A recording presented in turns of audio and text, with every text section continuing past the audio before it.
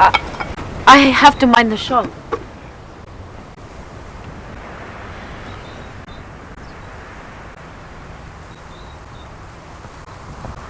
I just want to know you better. I'm just a housewife and a mother. And doesn't a housewife have thoughts and feelings and wishes just like everyone else? The film that debuted at the acclaimed Toronto Film Festival last year. The film that recently walked away with an incredible 11 SAFTA awards. And now the film that premieres in South Africa this Friday, the 13th of February. The World Unseen. It's a 1950s apartheid drama with a hint of romance to set just the right mood for couples across the nation this Valentine's Day and perhaps inspire an appreciation for the lives we lead today. We could do with a lot more of that. We have award-winning novelist, scriptwriter and director Shamim Sarif here in studio. Thank you so much for joining us. It's a pleasure, Graham. Congratulations on the success of this film and all of your successes over recent years. It really has been a fantastic run. How do you feel about the film now getting to the point that it's about to premiere in the country that it's obviously set in? It's been a long road, I would imagine. It has been a long road, but a great road. So I feel very fortunate that we've come this far. And I think premiering in South Africa is particularly exciting for us because it's set here and because my family history is here. My parents and grandparents are from South Africa. So it's really meant a lot to me to see the reception here. And when we talk about human rights, an issue that, while yes, this is based in 1950s, as we build up towards our elections, South Africans need to be more self-aware now than they ever have been. A lot of these issues just as pertinent today. I think so, and I think that's what was interesting, the reaction we got worldwide to The World Unseen, is that it's a very specific time and place in 1950 South Africa, but the themes are quite universal. You know, everybody goes through those kinds of ideas and feelings of trying to break boundaries, challenge the ideas that we're all brought up with, and maybe do things a little differently. A lot of sensitive issues are dealt with, and I wouldn't say you tiptoe around them, but rather dance around them poetically. Thank you. How do you approach that sort of situation where you are going to be dealing with something that could create a negative response as a filmmaker? You're wanting to draw people into that narrative. Sure. I think the key for me in doing this was to really build characters that you could believe in. And I think because I'd written the book, I kind of had a head start on that, I hope.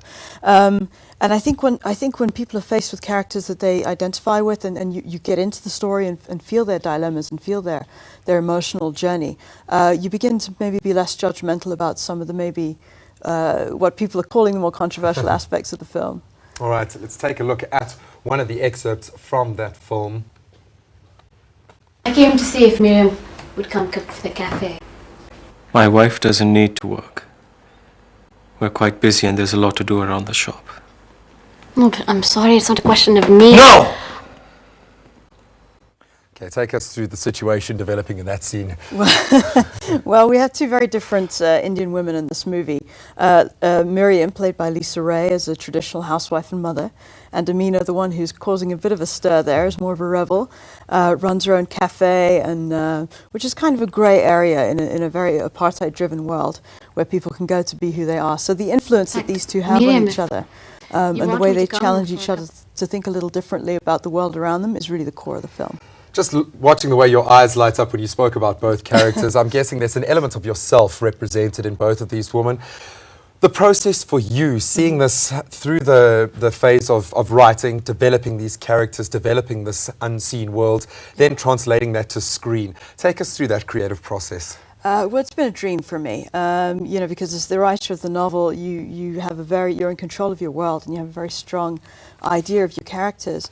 But what was great in actually being able to direct it and do the screenplay myself was that you could follow that. Was it challenging, putting on the director's hats? It was very challenging, but I had great support from Hanan, my partner, who's the producer of the film. And she's given me, you know, the great creative freedom to do what we want. We had a great South African co-producer in Brigitte Olien of Do Productions. So I was very supported during the making of the film to just kind of focus on the creative, which was a gift. Now, a thoroughly South African narrative, well, yes, I'm assuming an international audience would be able to draw elements from it. We've seen this dynamic before where that South African story gets first told on an international platform before it comes home. Yeah. Was there a thought process there with releasing first, obviously, timing being a factor. Would you have liked to have seen this released in South Africa before taking it to the festivals and releasing it to the world? You know, we're just happy that we got a good South African release for this movie, and I think it's almost a function of the way the distribution industry works now, in that you do film festivals like Toronto, and based on that we got a North American release and a Canadian release fairly quickly. So I think it was more a function of the industry rather than a strategy. Now, you speak about the Canadian and North American release. Now, within a South African context, I think many films are made on a hope and a prayer, and a lot of trade exchange and making sure that just getting to that final end result. Whereas in a global context, you're wanting to make money out of this film. You're wanting to create a business that your investors can draw returns from.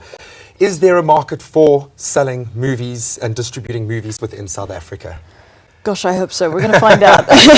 I really hope so. But I'd encourage people to really seek out independent films, especially South African films, and support them, because that's where the dollar comes from. As you say, people are actually going to put their money behind the movies, and that's the support South Africa needs. There's a lot of great talent here.